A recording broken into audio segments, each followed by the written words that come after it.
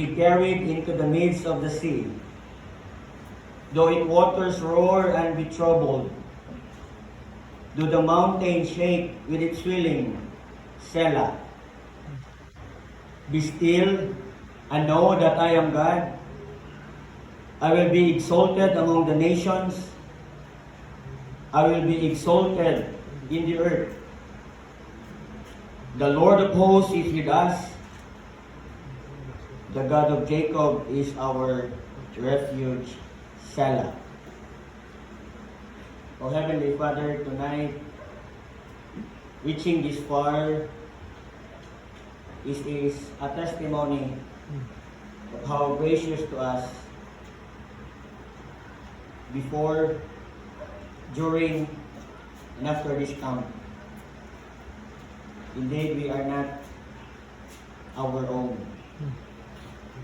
There's only one hero in this story, and that is the Lord Jesus Christ. But even at times that we are in pressure, in trouble, things that we can be able to comprehend why it is happening, our only desire and our only goal, how can we still magnify Christ in these circumstances? For we know, tabangin kami that through the Holy Scripture and through the Holy Spirit is going to minister to us according to our spiritual need. Because we always acknowledge that apart from you and without you, this gathering is absolutely in vain. Please be more merciful to us and glorify your name in our midst this evening. Through the salvation of the lost, by the sanctification of the believers, and ultimately the glorification of our Lord and Savior. This we pray in Christ's name. Amen. Balik sa paglingkod.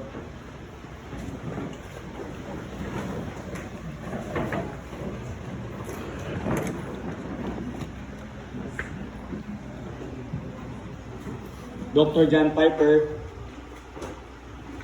although I don't agree with him, because there is none perfect theologian, there is none perfect pastor, but in this statement, I agree with him biblically. He said this quote during sa young people's gathering. Murag parehas gyapon sa ato. And he said this: you don't have to know a lot of things for your lives to make a lasting difference in the world.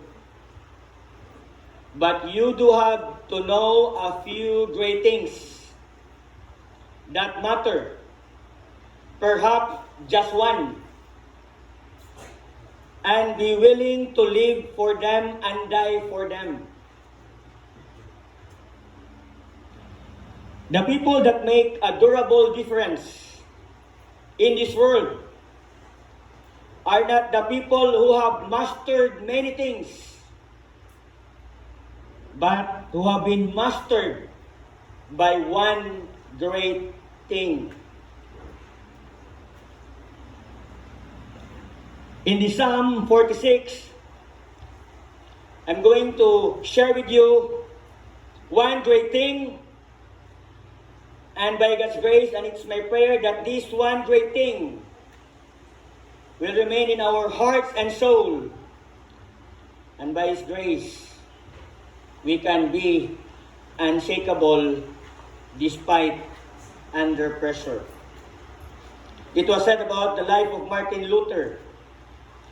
Whenever the stress and the pressures of life would come to severe, Martin Luther would say to his friend, Philip,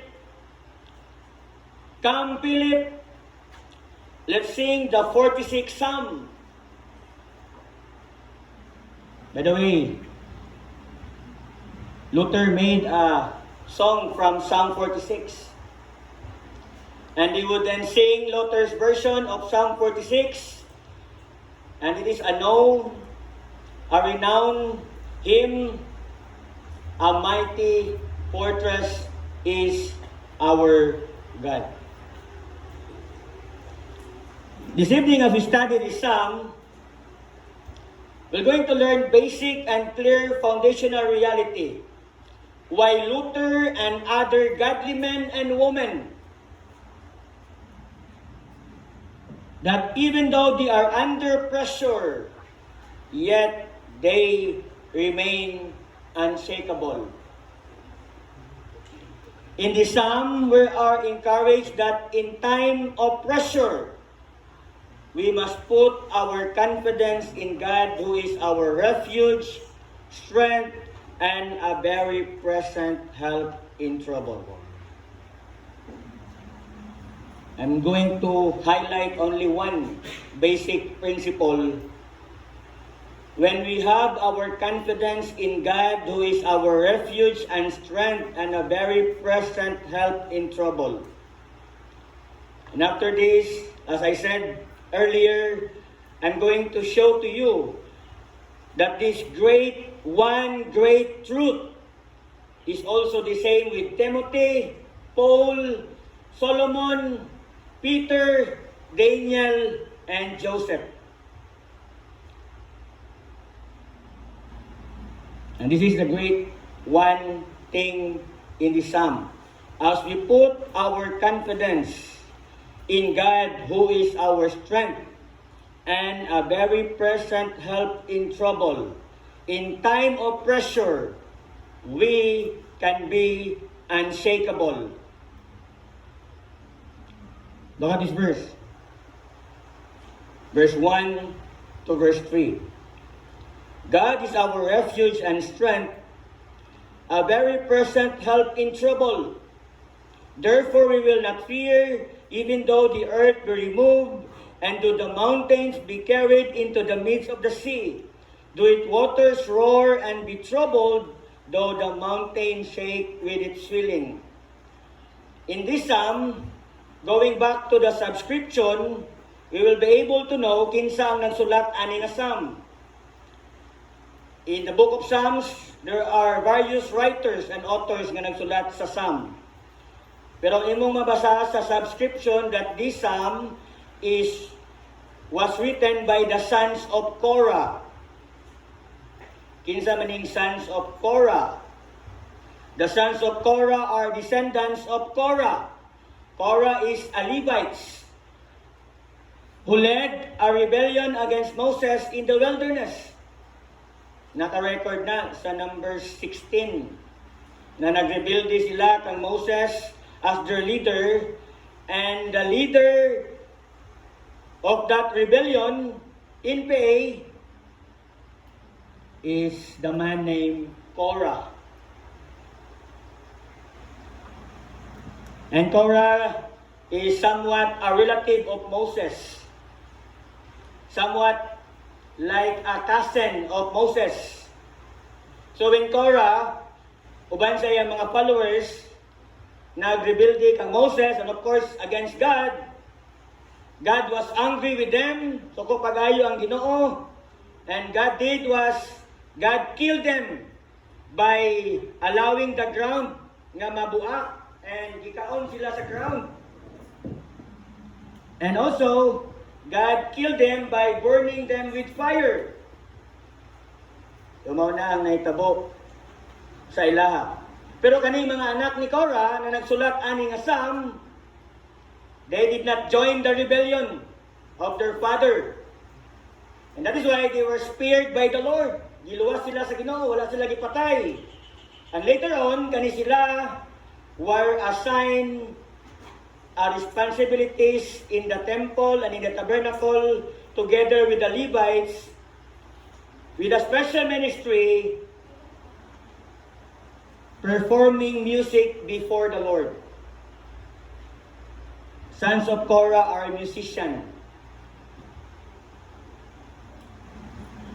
One lesson we can learn from them, that ang Ginoo sa iyang kaluoy can still use people despite of their ungodly background.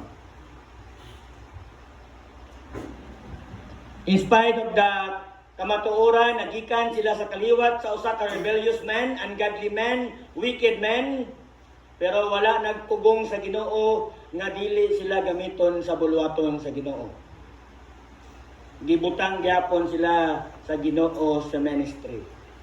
It is a comfort for us. Another thing we can learn from the sons of Korah is this: you don't have to follow the ungodly doings of your descendants. You have a choice to follow the Lord. Tungod kay nag-backslide sila, mag-backslide na pud ka. Tungod kay nanguyab sila unbeliever, manguyab na lang pud ka unbeliever. Tungod kay nagundang na sila sa pagpangalagad, magundang na lang pud ka sa pagpangalagad. The sons of Korah did the opposite. They choose to follow the Lord. According to the Bible scholars, there are two possible backgrounds na kani nga Sam gisulat. And we're going to see this so that we'll be able to understand clearly unsa ang ilang kahimtang sa pagsulat ani nila na Psalm.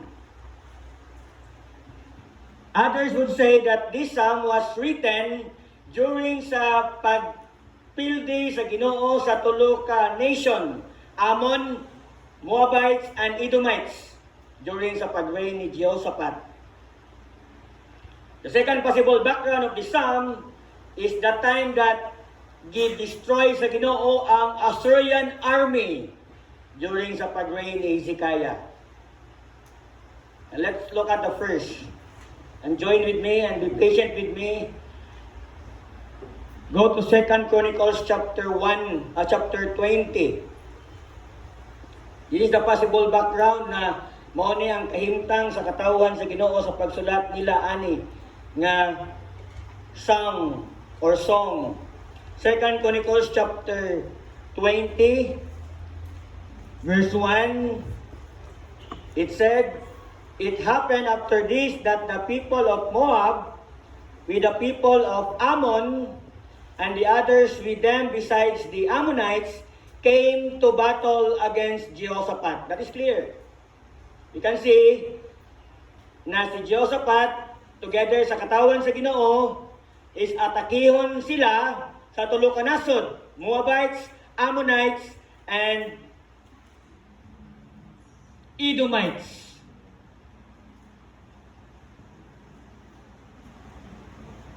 Verse 2, "Then some came and told Jehoshaphat, saying, A great multitude is coming against you from beyond the sea, from Syria, and they are in Hazazon Tamar." Dili malimod na nasabtan nila na kaninga kahimtang is pressured. Can you imagine? Kita gali sa Pilipinas, China pa lang daan, pressured na ta. And this time, the Israelites together with their king, not only China, not only Russia, but Britain in our time. So they were pressured. So what the king did is he sought the Lord for his help. That is in verse 3.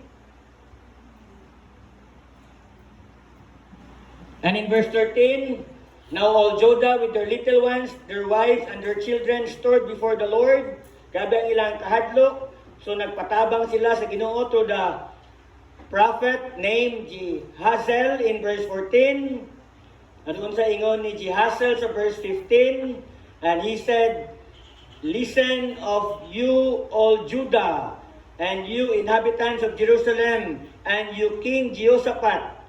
Thus says the Lord to you, do not be afraid nor dismayed because of this great multitude, for the battle is not yours, but God." Relax lang, Jehoshaphat. Kalma lang, God's people. these battles is not yours, but God. Verse 16, their strategy for the battle.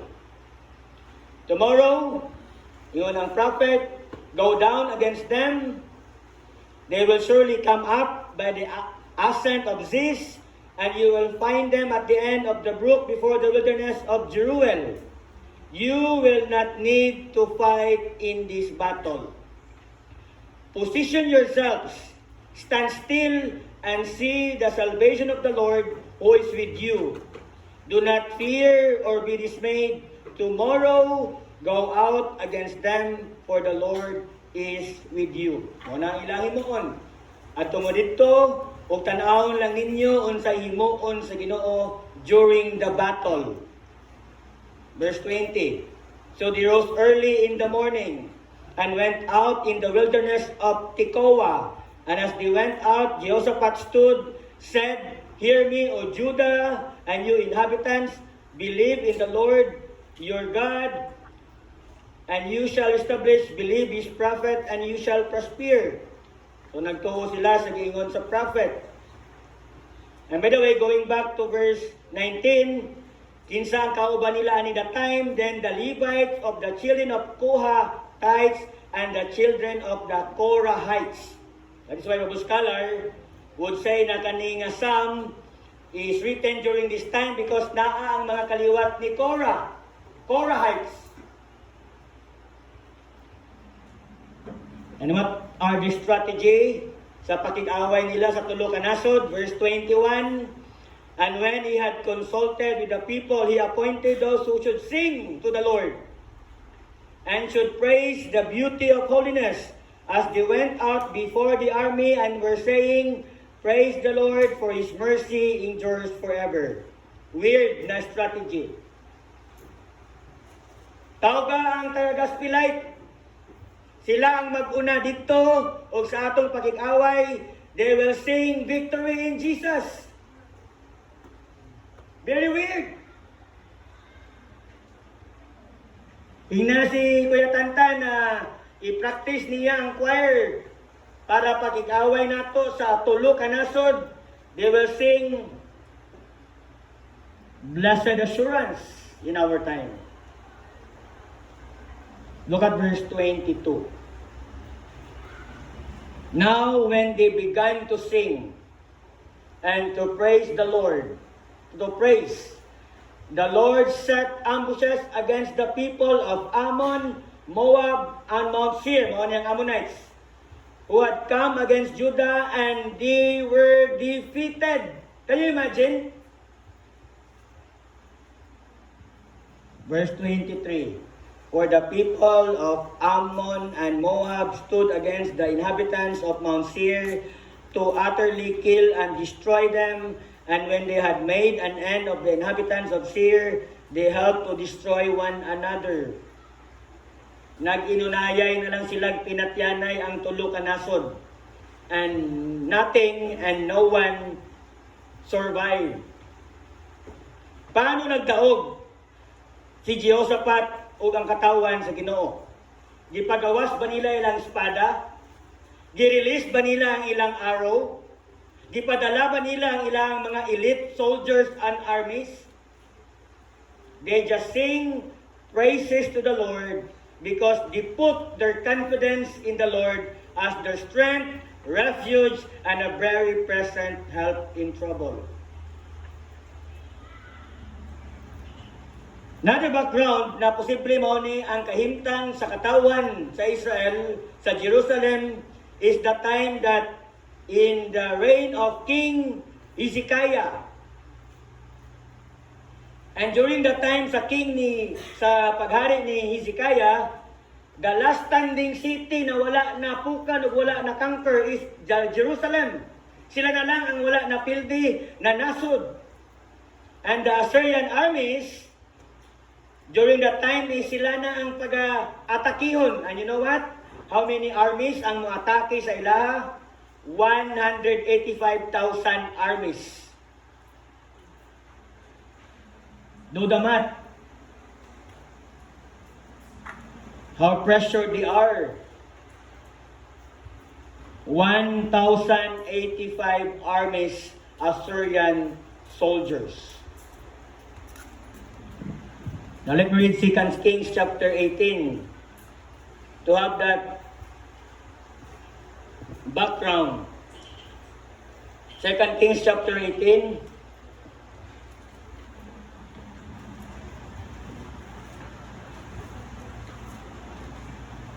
Verse 17. Then the king of Assyria sent Tartan, the Rabsaris, and the Rabshakeh from Lachish with a great army against Jerusalem. Okay? Kani sila, ilahang atakeon ang Jerusalem. Kung sa response sa ilahang king, 2 Kings chapter 19, verse 1 to verse 3.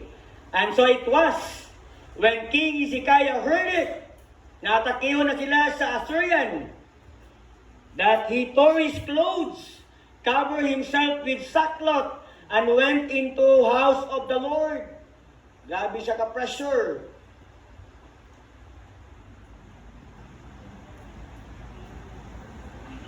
But the prophet during this time, Prophet Isaiah, comforted the king. Go to verse 32. Therefore, thus says the Lord concerning the king of Assyria. Muni ang gi-share ni Isaiah kang King Hezekiah. Muni, king ang may tabo sa Assyrian armies. He shall not come into the city, nor shoot an arrow there, nor come before it with shield, nor build a siege mount against it. Verse 34, for I will defend the city to save it for my own sake and for my servant David's sake. Kalma, King Hezekiah. They will not touch you.